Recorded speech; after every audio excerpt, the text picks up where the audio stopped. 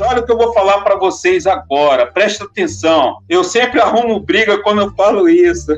Ejeta atenção aqui, olha lá quem esquentou, capacitor, curto. Vou falar para vocês um detalhe, 99%.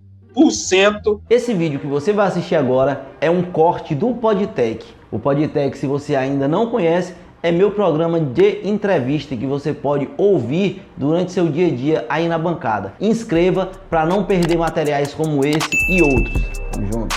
Um dos primeiros aparelhos que foi feito manutenção foi o StarTAC. As pessoas deixavam o StarTAC cair, ele caía de antena para baixo e sumia a rede, né? E você podia abrir, analisar os filtros, né? Que não tinha jeito. Quando a gente fechava, o aparelho funcionava. Abriu o aparelho, não consertava nada, não fazia nada, mas quando fechava o aparelho funcionava. Sabe qual era o defeito? Quando o aparelho caía, que batia a antena no chão, lá dentro, o contato da antena separava da placa. E naquela época, eram poucas redes de cobertura. E acontecia que o sinal ficava muito fraco e ficava zero de sinal. O conserto daquele aparelho era só o aperto do parafuso. Incrível que pareça, era só o aperto do parafuso. Mas aí tem aquela história, é saber qual parafuso apertar. O cara não cobrou pelo aperto do parafuso. Após isso, já começou a entrar o Siemens, que foi logo assim que a Oi entrou, né? Entrou até com aquele plano Oi 31 anos. E a maioria dos defeitos do Siemens era teclado, que não funcionava. Geralmente quebrava um integradozinho. Ele era um cristalzinho, né? Rachava e você tinha que tirar e colocar outro. Aí depois a gente começou a modernizar para os aparelhos de touch e a gente ficava se perguntando a seguinte questão: meu Deus, como que a gente vai consertar o teclado desse aparelho? Porque não tinha teclado, né?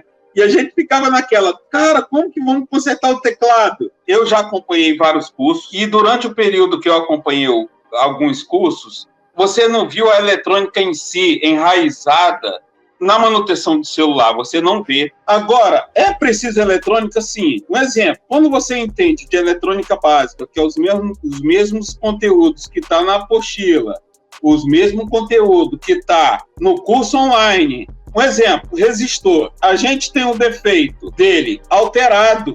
Então, é um defeito que é corriqueiro, pode acontecer, não com frequência em resistores, mas pode acontecer com filtros e você conseguir pegar esse defeito muito mais fácil quando você entende. Um defeito que mais é ocasionado pelo resistor é ele aberto. Quando ele está aberto, significa que não temos o fluxo de elétron passando por dentro dele, por dentro desse resistor. E quando ele está alterado, e muitas das vezes, quando ele altera para mais. E raramente ele altera para menos. Raramente. Quando ele altera para mais, a gente começa a entender de que por ele, naquele exato momento, ele aumentou a sua queda de tensão por ele. Olha só que quando você entende essa questão, quando você está analisando uma malha que tem resistores em série e você entende isso, você consegue enxergar com outros olhos aquela malha ali.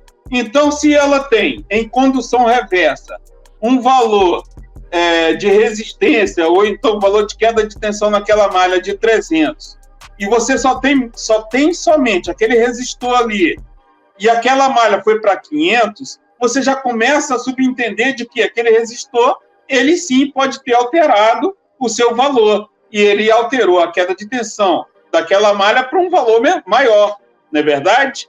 Aí eu falo para vocês o seguinte: quando você entende de um capacitor e os possíveis defeitos que o capacitor pode acontecer de uma malha, aí você começa a entender o seguinte. Exemplo, o capacitor, ele entra em fuga ou ele entra em curto. E muita gente, olha o que eu vou falar para vocês agora, presta atenção. Eu sempre arrumo briga quando eu falo isso. Eu e o Ed.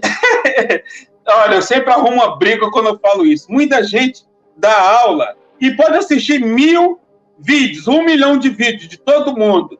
Gente, ejeta atenção aqui, olha lá quem esquentou, capacitor, curto. Vou falar para vocês um detalhe: 99% não é curto, é fuga. Outro dia eu fiz isso com a pessoa. A pessoa lá no grupo falou assim, gente, consegui resolver um defeito aqui agora, um curto na malha tal, curto total. Eu falei, ó, faz o seguinte, pega lá esse capacitor e confere a resistência dele. Ué, por quê? Se ele esquentou, não é curto, é fuga. Aí ele, vou ver se eu acho quando chega na bancada. Quando chegou na bancada que ele colocou, o capacitor deu resistência. Aí eu te falo, é lei de ohms. Porque quando é curto, não esquenta. Olha que eu arrumo briga, hein, gente? Eu toda vez arrumo briga. Porque sempre tem um que fala assim, esquenta, esquenta. Não esquenta. Toda vez que é curto total, você pode ver que o que esquenta é o jacarezinho da fonte, menos o capacitor que está em curto total. Pode ter certeza, gente, vai ser raro ele esquentar. Agora, toda vez que você tirar aquele capacitor que esquentou, você confere lá que ele vai estar com resistência. Resistência de 40 ohms, 50 ohms. Tem multímetro que dá continuidade com resistores de até 70 ohms, tá? Mas a maioria vai até 50. Então, a gente é cego nesses pontos. Quando a gente vai conferir, a gente chega lá e confere ali, aí, opa, curto total. Aí tu, pai, injetou tensão. Aí foi lá em cima no capacitor que esquentou, tirou.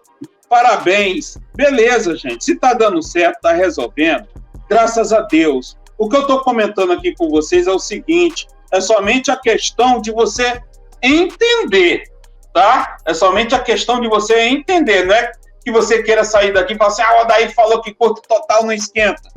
Pode ver que a maioria de vocês que estão na bancada aí trabalhando, quando vocês pegam um aparelho que está dando consumo total na fonte e ele não esquenta, esse sim é curto total, tá bom?